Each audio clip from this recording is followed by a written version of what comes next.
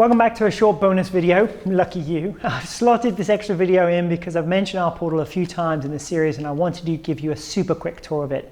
Hopefully it'll give you some ideas and inspiration for your own portal. So here we're showing a mock-up portal for a venue called Aqueduct. The first page is actually a clone of the technical library page you'll find on their website today. I wanted to start my demo here because it addresses a question of where the portal starts.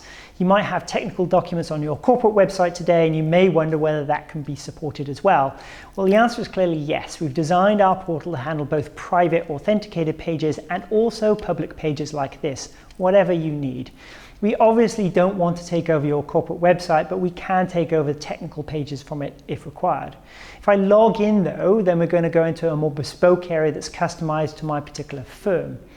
What you see on this page is a series of example components to give you a flavor of what an advanced support portal might include. So for example, there are components to download information such as instrument lists. This panel is fed from a CSV file in the back end. On the screen, we've made that visible and searchable. The portal is also detecting instrument change and showing that to customers with the ability to notify email subscribers. This removes the need for you to manually maintain email distribution lists and fire off emails. Similarly, we have a service, schedules, and holiday calendars which use the current date and time to show the current trading period and when the next service holiday is. Over here, we also have a list of downloadable PDF reference documents which you can track in the back end to give you visibility of who is downloading what. But those are examples of data out. The portal should also be able to feed data into internal processes. So we have an example here of a form that users may fill out to upload data. This example is a trader shortcode declaration, but it could really be anything at all. Similarly, we have an example about ordering service network connectivity.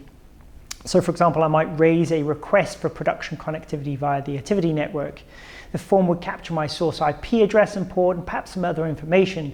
That would then be passed into an automated internal process to actually build the connection.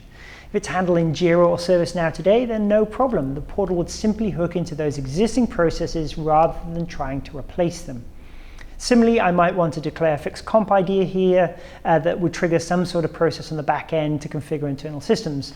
No copy pasting, no back and forth emails, customers can self-serve. Worried about the fact this example mentions production? Then there's no need to be. This could all be customized. So if you want to take out production or you want to wrap production in extra security, then it's absolutely fine. Just talk to us about it. Down the bottom, we have support tickets, which would integrate into other third-party tools such as Jira or ServiceNow. We're not trying to replace those tools. We simply want to integrate with what you have and let customers access them more efficiently. Integration and connectivity. So this is obviously FixSpec's bread and butter. We love integration and connectivity stuff. So here I've got a couple of API specifications. As you click on one of them, I see that I have an active certification ongoing that I'm 45% of the way through it. If I click on the second document, you'll see that I haven't started developing against it. And so I'm invited to pass my session layer first. As a customer, I can simply click this button and away we go. I've just started my own conformance test there and I'm sitting at 0% pass as you would expect. Just for demo purposes, I'm going to mark this certification as passed. Now you see that my portal knows I've previously passed something and invites me to either regression tests of what I've done before or trigger an upgrade certification on the new functionality. API documentation is all displayed online in this tool, making it easier to search and navigate.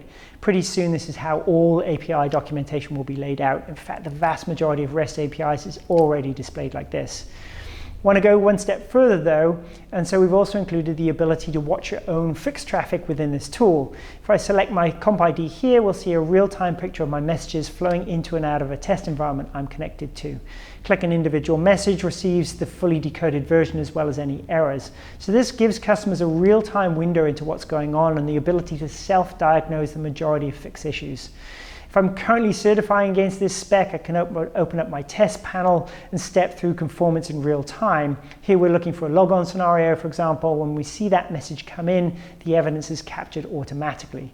So this single screen gives your customers the ability to understand your API, self-diagnose problems, and guide themselves through conformance.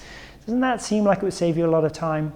So that's a super quick overview of the FixSpec portal and the advanced tools that we believe leading support portals of the future will provide. It's a long, long, long way from the static PDF document libraries that people have in their mind. I think you'll agree. I hope this has given you some great ideas and inspiration. If you want to chat about this or anything else that's come up in the series, then please do reach out. We'd be very happy to help.